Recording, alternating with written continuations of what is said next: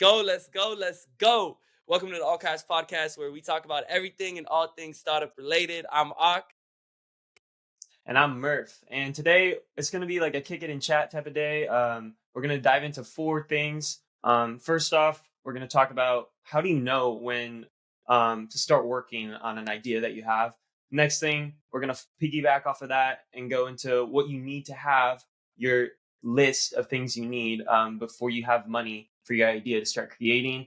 And then two new segments we're going to add. Hot industries. We're going to be talking about the booming FinTech industry. But specifically in Latin America as of lately. And then we got a new fun segment that we want to add to No Way This Startup Exists. So stay tuned for that.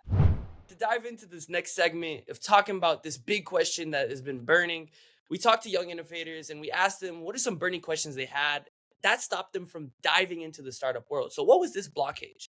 The biggest one that we found was, when do I know the right time to build X product? And while I was falling into the doom scrolling on Twitter with Murph, we ran into Greg Eisenberg's tweet, a quote from Arthur Van Hoff that summed it up pretty well. So pretty much it goes, and then we'll pop it up on the screen right here. But for the people that are just listening on Apple Podcasts or Spotify, it goes like this. Every entrepreneur feels this in their bones. Over the years, I've learned that the first idea you have is irrelevant. It's just the catalyst of getting you started. Then you figure out what's wrong with it, and you go through the phase of denial, panic, regret, and then you finally have a better idea, and the second idea is always the important one. And something to really kind of get out of this is starting now is the best time to start a startup. When you ask that question, when, it's just a way of procrastinating the process. You have to, in my opinion, just try and fail. And as a builder, trying to do, indie hacking projects, that's literally been the epitome of building all my projects. I have finally been done just fantasizing of being some sort of founder, some sort of podcast host, and now just dive into just failing. And falling into the no man's land of just dreaming without action, this is a very dangerous place to be in. And, kind of like to give you an example, like our goal with this podcast is not to merely pass the statistic of podcasts, 42% of podcasts die after the third episode. This is a years-long commitment. We want to be committed to this for the long journey. So I was talking to a successful entrepreneur, Kabir Shahani, and he's successful in the start. He's very successful in anything related to startups. But he's, out in Seattle where we're located. And he pretty much told me, you have to just take risks young. And he really hammered that in. And by the time you look up, you failed, you've reaped the compound interest reward of this years-long commitment. And it's just going to take a while, and you're going to fall over. And I remember in a talk, he gave this kind of analogy, and it was related to two people climbing a mountain. And in that kind of comparison, there were two people. There was the very analytical person that kind of like took time and they wanted to analyze the mountain and the course that they're going to be taking. While there was another person where they looked up and immediately ran for it. They broke an ankle, they broke an arm, they broke a bone, and they reached to that top. But, they came out with a lot of injuries, but they got to that top. And when they looked back, the person still analyzing the mountain was only nearly halfway there, still trying to navigate and analyze the map that they created for so long, while the person that just tumbled and falled was already to the top and reaped that reward. I really feel like that's a great analogy of how the startup world is really like. And just to dive in, I know there's a lot of people with lots of commitments, especially young entrepreneurs. You have the commitment of school, you have the commitment, of wanting to have a social life, all that. But that doesn't mean you can't just go out there and build something and fail. Take it as a hobby, take it as a side project, and just do it. I think the best thing to do, and I know motivation is a big thing, especially with us young fellas out there. But you have to romanticize the process. It's about the journey. It's not about the destination, right? We have a destination set. Like, I want to be a startup founder. I want to be this. So you can go as specific as possible. But the further that we go out, the fuzzier the destination gets. But that destination is just a guide. The destination might change in the long term, but it's just a guide to get you started, because you want to fail as many times as possible and learn as early as possible so that you can reap those compound effects as early as possible.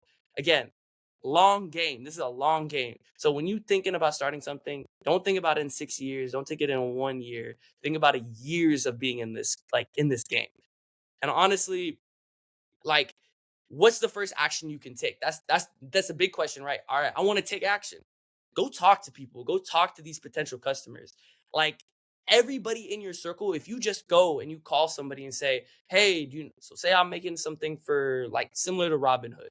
Hey, do you know anyone that's interested into the stock market? No, I know this one person that goes, and then you go get a mutual. Hey, do you know anybody that's interested in the stock market anymore? And you can just connect with people by just asking, hey, do you know somebody? Do you know somebody? And getting that referral and getting that started, telling them about your product, asking questions about the product. Does it solve a for real pain point? And now you have started and you can start finding someone to help build it out with you, or you go build it out yourself.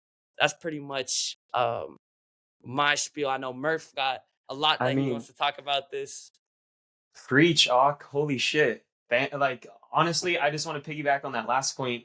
Like, to answer the question, like, how do you know you should start something? Like, if you want to, like, make sure it's successful or something, literally just go out and talk to people, validate your idea with customer engagement, you know? Just with the potential customers you might see early on, that's crucial in figuring out whether or not they like your idea. So the direct interaction just offers valuable insights and helps validate whether your idea is worth pursuing or not. So get out there and start talking to people. You know, there's plenty of ways that you've probably done it before for class assignments that you haven't even realized, like Google Forms, type forms. Literally, me and Ak are doing that right now with this podcast to make sure this is something that you guys are gonna like. So get out there and figure out ways to get a mass group of people to give you good or bad responses, and just take it all as a learning curve, you know? And going back to what you're saying, Ak, about we're our advantage right now is that we're young, you know, and I kind of want to argue with your point though. Like, you might have responsibilities like school, family, social life, like, you know, those are always responsibilities that you're gonna have as a young adult. But those are like the least amount of responsibilities you're ever going to have in your Yeah, life. yeah. So right now, take advantage of this time you have to get out there and start validating your idea and make it a passion project, make it a side hobby, make it something that you really like to do. Moving on, and just, you know, fall in love with the little things, the little victories, even the big failures or the little failures, just to keep falling in love with that process. But Dengok, yeah, you said it all, and that was beautifully said. But we just want to make sure you guys are knowing that to validate your idea, you got to get out there and just try it and talk to people. And I want to kind of add on top of that, right? If you work on it as a side project, it's for the young, girls and guys that are out there that are listening to this. Even for people that are in industry, if you build a side project and you're able to onboard a ton of customers, and say it fails, that fact that you were able to attract these customers and you were able to do that, say you created a GPT wrapper, whatever project, nothing is a bad project. If you're able to attract the customers, you are able to bring value, and you will also be able to showcase that to employers if you decide that startup world is not for you, Oh right? yeah, If oh yeah. there's no loss of just building something, there's no loss of just trying it out, because if it does be successful and it doesn't go as successful as you want it to be, it's always a story that you can talk about to employers that will stand out just from the traditional, just 9 to 5 projects that you have. I really do believe that. Definitely. And I just want to add something else. Like, I understand me and Ak put this podcast off for a while. You know, there were other responsibilities that came up. And I feel like another thing that also like comes into play here when you just want to start something new is you're always comparing yourself to other people, whether that's like through social media or just like your friends and everything. You got to get over that hump. I think that's a big hump that our generation has to get over. It's just like stop comparing yourself to other people and just focus on you. Do something that you know you're gonna like, and keep rolling with it, rolling with the punches. And you'll get somewhere. You'll get somewhere. Track your progress. It'll be so cool to see that progress over time. And I do want to mention that we're having a special guest on the next episode Yes, that sir. can Yes, sir. definitely tackle this idea and this topic of customer engagement. And we'll be ready to delve deeper into this topic with him. So make sure you tune into our next episode where we interview him and we'll be asking him all of these questions about customer engagement and how you really start something. So now you got some customers and you got the idea snowball rolling. But what do you absolutely need before you start building and before there's a money tree and you got money to move the business along? What's the first thing that we decided that these young creators need? You need to have a clear idea and concept, right? A well-defined business idea that solves a specific problem and meets a market's need. Now, the market need that you'll figure that along the lines. But the main thing what we're trying to say with this is that you need to be able to explain your business in a one-liner or a 30-second elevator pitch. If you kind of explain it then, how are your customers going to really understand what product that they're trying to get into and if it's solving a pain point that they have in their day-to-day life? So just being able to convey your idea, simply practicing being able to put it out quick, easy, straightforward, and sweet. That's kind of like the first step that we believe.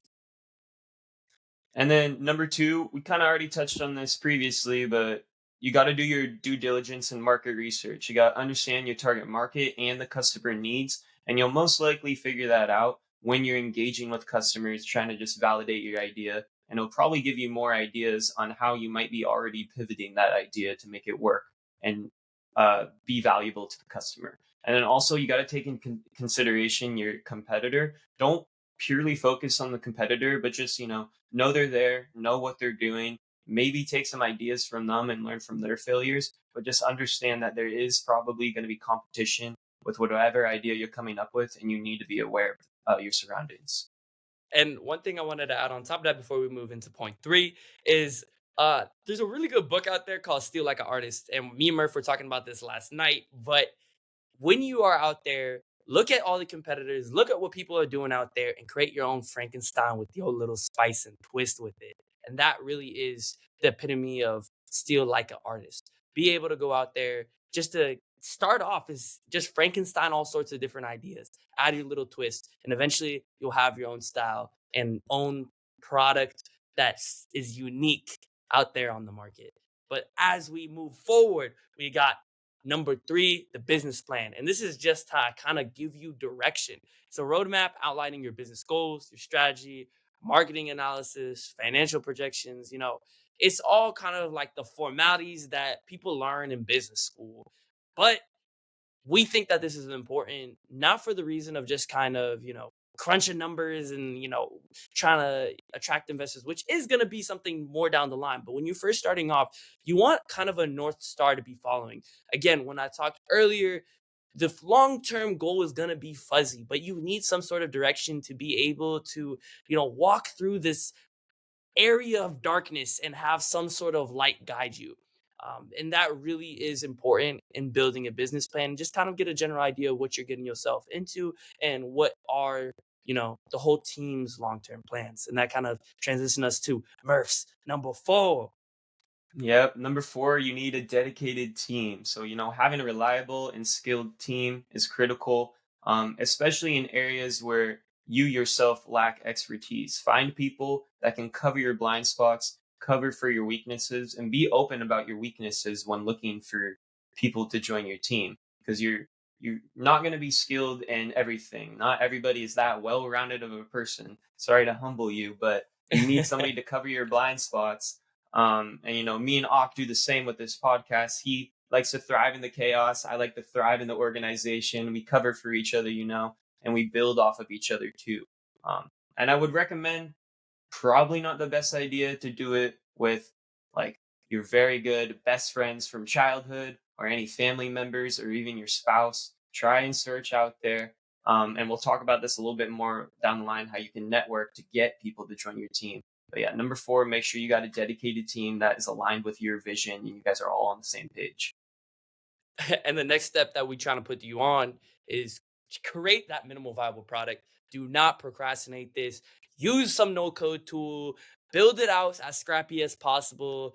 Do whatever. You do not need to have the best tech stack. This is coming from someone that is a builder, and I always struggled with, oh, we need this best tech stack. We need to do this. What is the most convenient tech stack?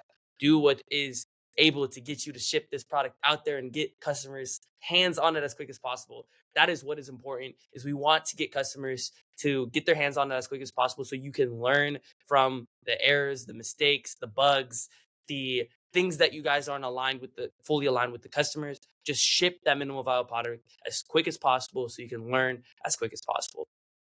Your first product isn't going to be your end product. You're going to switch it many times over time. So just be prepared for that, and be prepared to learn and keep making that better and better and better. That takes us to number 6 on the list. You need network and mentors. And by that, you need to build a network that can support you with advisors and contacts in the industry that you're planning on diving into. And hopefully these mentors and the networking that you do will provide guidance and open doors for you. And you need this because these people are going to give you the opportunities that you never would have had to take your product and take your business to the next step. To really kind of add on to that, look at it as like the dating scene. Shoot your shot everywhere you can and anywhere you can. You know, I I struggled with this in college, and I'm still and towards the end of my college times. But you gotta be able to just shoot your shot, and that's Ak just doesn't have a you. girlfriend right now, y'all. Ak doesn't have a girlfriend right now, y'all. uh, and and all you got to do is you got to shoot your shot. You got to be able to just not be afraid to get a no if someone does not want to network or be your mentor. That's part of the game. No's are going to be a lot. Do not be down by the nose and just keep Yeah, shooting your shot, because the 101 ask might be the ask and the most impactful mentor you will ever have in your life. So yeah, now, definitely. And like, who cares, honestly? Just send a bunch of LinkedIn messages, cold emails to people that you've looked up and think are like, prominent figures in the industry you're in, and just keep sending away and see what happens if you get any responses, and build a template and try and like change it over time if you're getting no yeses. whatever is easiest, try to Whatever convey it takes. your Oh yeah. authentic personality, and someone will be able to be that energy match and will be wanting to help along your journey. Now we move on to number 6, is that 7. We're marketing. number Oh, 7. seven, All seven. good. My fault, my Yeah. fault, my fault. Yeah, yeah. And that Keep it is pushing. that is the financial planning. Basically, just kind of like estimate what the costs are going to look like. I think this is really good for kind of any young innovator or anybody, just to see what you're able to withstand and what are the startup costs going to look like if you want to get this product out there. In a builder's perspective, that could be AWS credits or the amount of AWS, stuff that you need to, the amount that you need to spend on AWS to get your server, S3 Hmm. buckets or any of that technical jargon. And then, how much does it cost for web hosting? What web hosting are you going to use? All sorts of these kind of things to understand if you're able to kind of put on this financial burden during this time where a lot of us don't have a lot of money, and Yeah. really figure out how you can generate income to be able to get this dream going. Because I feel like for me, it is, or not, I think everybody, you can do anything you put your mind to. So if there is a certain amount that you need to get to, you will figure out how to get to it if you really want it bad enough. That's really Hell, what's important. hell yeah. Hell yeah. And you can also just do this simply. This is going to get a lot more advanced and complex, this financial planning with balance sheets and everything, as you start raising capital or somehow getting funds to build what you're trying to build through crowdfunding or through venture capital firms or angel investors. But to start out, this can just be done with a basic Excel sheet of what you're planning on spending money on, so you can keep track of everything in one place. That's all we mean, for you guys to just start out. Now, the next step that we wanted to touch on was just a marketing strategy. Marketing is huge, especially we're living in the age of social media. You need an initial plan of how you're going to attract and retain customers. And this might be somebody you need to bring on onto your team that understands marketing really well if you don't. Because personally, I'm not a big marketing guy. I do not understand it. I personally don't really like social media that much. I hate doom scrolling if it's not teaching me something. But you do need somebody that is going to help you build your platform out on across all the social different media platforms that are out there. All right, now we're gonna dive into, is it number 9, right? Yeah, we're not we're at nine now. Losing Alright, track alright. here. I'm losing a little track. Basically, it kind of goes down to deciding the legal structure, and why we put this towards the end is this is some long term thing. I have never gone to this stage yet. I've shipped a lot of products and been putting stuff out there, but I've never got to this stage, and hopefully, will be there soon. But it's kind of deciding if you want to be an LLC, a C corp, a B corp, all these this legal jargon give you kind of like an overview. LLC, it's kind of like the most traditional way of doing a business, but the downfalls is can't really distribute equity, can't really distribute. You can't really distribute a lot. There's a lot of things that a C corp has more advantage, and the venture world, if you're trying to go for a more venture backed startup, you want to be a C corp. You're able to distribute equity, stock, preferred stock, all sorts of different kind of, I don't know, equity models behind your startup. And traditionally, like I said earlier, the C corp is kind of like the route that every startup goes. But being able to do your due diligence and realize, is this a kind of like an indie hacking product? Is this going to be a venture backed product? And even if it's an indie hacking product, be mindful, like, do I want this product to be acquired? So then you have to decide which legal structure you want to go in. And we'll go more in depth into this in some later podcasts. Again, this just segment is just kind of giving you an overview so that you have some sort of base to go do more research on. Definitely. And then that takes us to our final step, passion and resilience. Starting a business is very hard, and got to have passion for your idea, and you need to have the resilience and the persistence to face the obstacles. And these skills and these characteristics you have in yourself are invaluable. And you're also going to just build them over time, and it's going to, in the end, create you into a better person. So again, welcome that challenge, and look forward to Yeah. it. No, and to add on top of that, there's been a thing that is like talk this like this flow state, finding this kind of like perfect medium of enjoyable but hard. But and you will fall into those flow states a lot of time, and it will be addicting.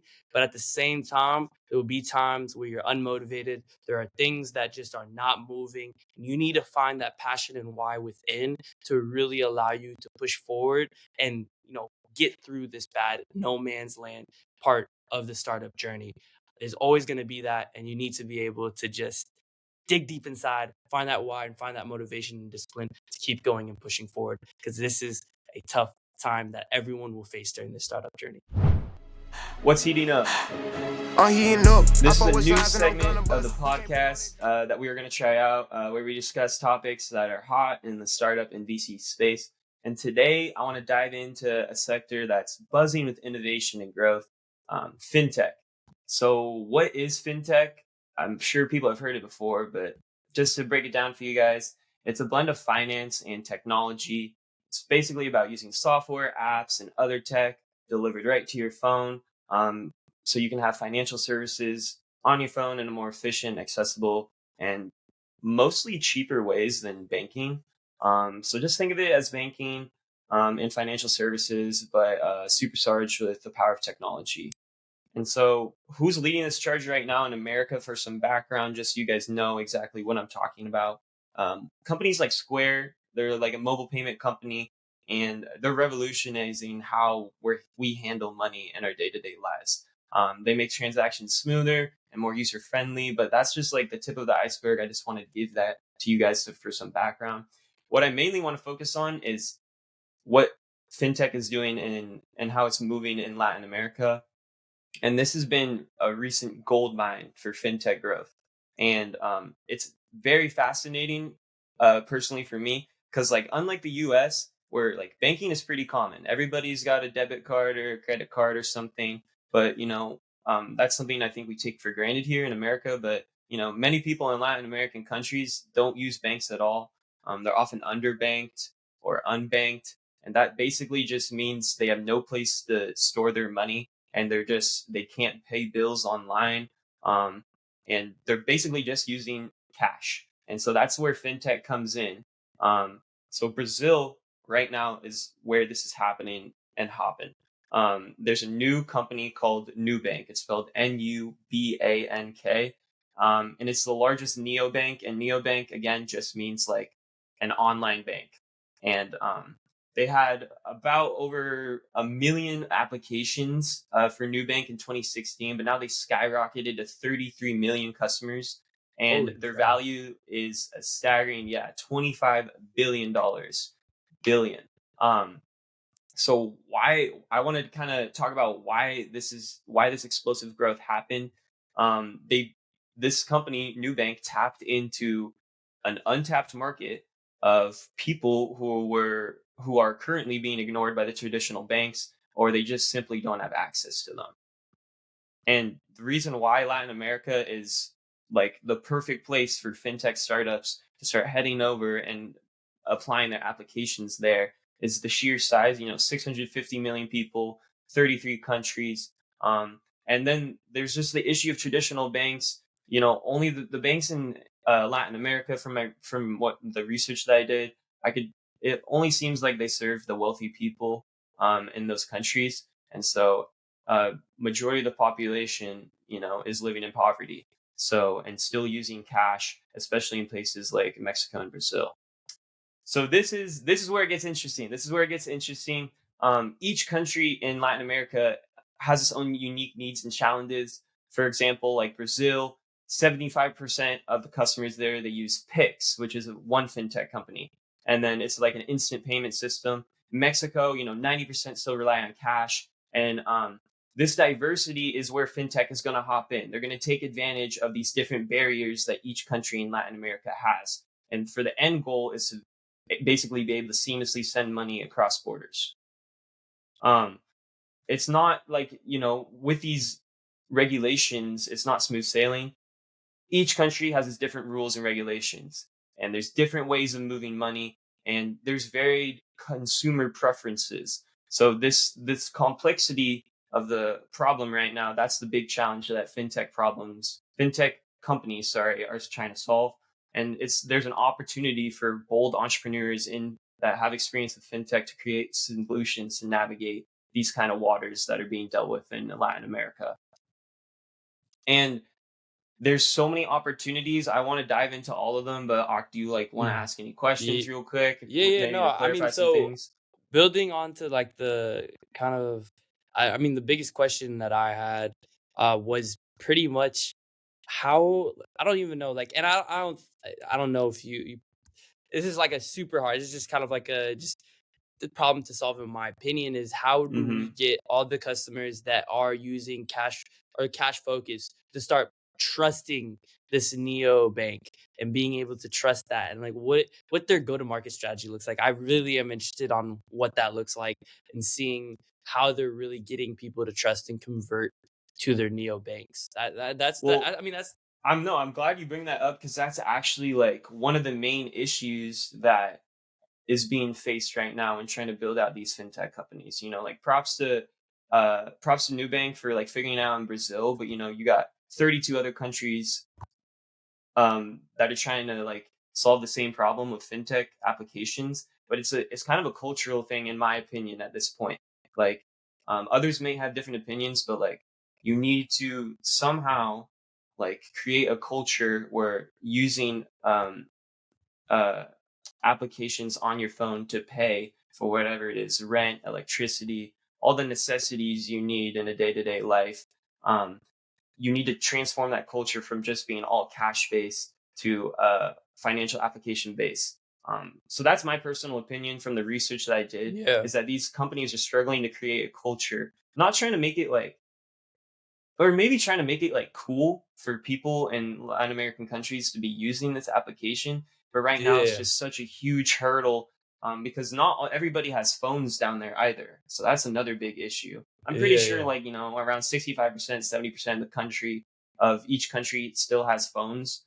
But trying to get them to use their phones to pay for things, it's kind of unheard of, which is crazy because, you and me, Venmo, big thing, Zelle, like, yeah, I yeah, feel like I only use my phone to pay for stuff nowadays. yeah, yeah. So in I Latin mean, America, it's a totally different story. No, I think the usage of financial apps and applications aren't used as much kind of in Latin America compared to what it is like in the US. To Mm-hmm. be able to like gain this kind of like there's I think in my opinion I've been seeing a lot of Latin American creatives, Latin American like a lot of people that I've been watching that I take a lot of inspiration from are from Brazil, Argentina, Chile, and they have this interest in technology. I think they're young consumers and the young people out there are very very much interested in innovating to these, fintech solutions and being able to do these interactions like that. I think it's more of the millennial and the older audience. It's not so much Yeah. into their realm. This is how they've been doing things for so long. And that's where the struggle comes from. And again, I might be talking out my ass, like just being able to, like, No, it's a this good is kind point. of It's a my good point. analysis. Yeah. And I think another thing is definitely also like this is a different playing field they're on right now compared to like a normal startup because they're also having to maneuver government regulations from country to country, and that's very challenging. Obviously, you need a whole legal team to figure out all that stuff, because you're definitely not focusing on that. Like, you're just focusing on the product and making sure the consumer likes it.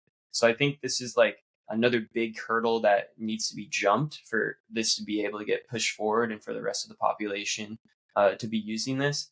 And I think they could also they also really need, you know, government infrastructure help. I don't know if even like the banking infrastructure is there right now. So they need government help to like tell the people like this is okay, like we're transforming to this type of payment, and, like this is going to be not the standard, but like this is an alternative, and like this is what the majority should be using. So I just think this is another hurdle in like Yeah. um route that fintech companies need to look into, I guess. And Yeah. And I again, feel like what I was go gonna ahead, go say ahead. was I was like pushing back a little bit on that. I think it's also hard though because of the political turmoil in a lot of these countries in Latin Yeah, America definitely. Hmm. because not sure if the government will support it or if it's in the government's agenda, so they're not just gonna even put it into their view. It can't, it can be a mix. I'm not very, again, I'm not very educated in this, but it's like from my Hmm. surface level knowledge, being able to like kind of like get the government on board in Latin America might be difficult. It might. I mean, Yeah, we'll have to see how it goes, but it seems like with the yeah. success of like Neobank, what is it? Is it New Bank? New bank. Um, Yeah, that could change the game, right? You just need one successful person to go crazy and yeah. for a lot of other similar solutions for maybe Hmm. more niche cases to come out. Yeah, and I wanted to bring this topic because the first of all, the market is crazy, like Nubank has only tapped into 33 million people, and there's still, out of 650 million people that could be potentially using this. Granted, some might not have phones, but there's market potential here. And this is in a way that you can validate that your idea is a good idea. You can see that there's a bunch of people that could be in use for this, and this will change a lot of people's lives. How they pay for things in their everyday basis. It'll provide ease and comfort, in my opinion, for a lot of people in Latin America. Um, and there's just a massive market, and I really hope they do find some ways. These fintech companies piggyback off a new bank to find some ways to bring this to the rest of the people in Latin America, and change a lot of lives there and a lot of families' foundations. So we are gonna dive into another new segment, and it's just this is something new we're trying out, but it's called "No Way That Startup Is a Thing." I can't even keep a straight face, but cue the sound. And so pretty much to dive into this, we saw, is AI rizzing you, or is this an AI Rizz simulator? For anyone that don't know what Rizz means, it's a way, it's like flirting, helping you flirt. Well, pretty much scrolling on Twitter, we couldn't believe that this was gonna be a new startup, and so this is your AI dating companion, Digi. And so, kind of like for the people that are listening, you can listen on how Digi sounds. And it's a little creepy, but we'll It dive was into so it. nice talking to you today. Honestly, I've never met anyone like you. The world is harsh, All right, except you. for me, this is like a Black Mirror Oh episode. man, oh man, oh man. I don't even know where to start, man. I get where they're coming with this. I get it, but I just feel like this can be taken in a really bad direction. Well, to give you guys a summary, we'll read this Twitter thread together. And for people that listen, I'm just gonna read it, but we're showing it for people on the YouTube. So pretty much what Andrew, the founder, says is to start, we're grateful to be funded by Naval, which is crazy. And then and some other amazing angels and our team and users. There's avatar animations, pretty much made by some crazy people, such as designers of Rapunzel and Tangled. And you can see this kind of like Pixar esque character Yeah, it similarity does. in It this video. does. It does weirdly have a Disney like Pixar vibe, which I don't know how to. I don't know how I feel about, but it looks good. It looks. It looks Yeah, like it I mean, came no, straight out of a Disney or a Pixar film. and the interactions of it. So basically, there's voice and latency. So it's clear that they're kind of testing being able to like listen and give feedback, and Generate 17 it's seconds. just like really creepy, and the pronunciation and all that, trying to make it seem as real as possible. That you can add AI backstories and customizations, like customizing. Right now this is the girl Zara that we saw earlier, and really give it This is like basically a build a workshop girlfriend, right here. yeah. I don't even know. It is crazy designing hair, lips, eyebrows. You can also do it for like a male. They have a male option. And it's just I don't know, man. I'm not gonna go down this anymore, but there's some crazy funny tweets. And I just can't We'll drop a believe link that to the this is thread. a We'll drop a thing. link to the thread. Yeah, we'll drop the link to Yeah. the thread for you guys to go deep and dive. But like the biggest thing that and I'm gonna stop sharing this right now. The biggest thing that I really was reading from the people's reaction is like, this is the epitome of like, if you can create something, this is something that you just like decide not to create for the good of humanity. Like, I don't, I don't know. No hate. Like, I definitely can see where this could help a lot of people with kind of social anxiety and getting used to it. But the fear of people becoming too reliant or fall in love, like with an AI, is scary. Almost, like It's too much like that movie. What's it called? Where the guy falls in love with the robot. Oh my gosh. I don't People even know what I'm know. talking about. People know what I'm talking I about. don't know. There's a movie. There's a movie about this. I have no There's a clue, but movie about this. drop in the comments so we know it. So I know what he's talking about.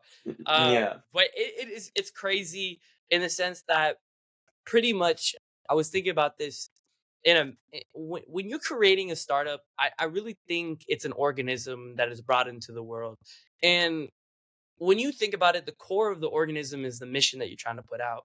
And I just really don't see how this is impactful for humans. You have to go back and sometimes, like, yes, profit, making money is important, but I guess for They're gonna make me, money. They're gonna make yeah, some no, money. I They're gonna know, make some money. I know for sure this is gonna make money. I know for sure that this is gonna make money. This is definitely an area where lots of money can be made. But is it really helpful? Is this something that people really need? And can we think about the use cases that can be used for bad, that can really set people up for just long term issues? I don't know. It's just really really tough for me to stand behind this. I thought it was funny. I thought it was funny, but I just can't believe that more and more of these products are just crazy products out there. Like, we got to face the fact, and I don't know. Hmm. This is something that we thought that you guys would get a good laugh at. I got a good laugh out of it. Murph got a good laugh out of it.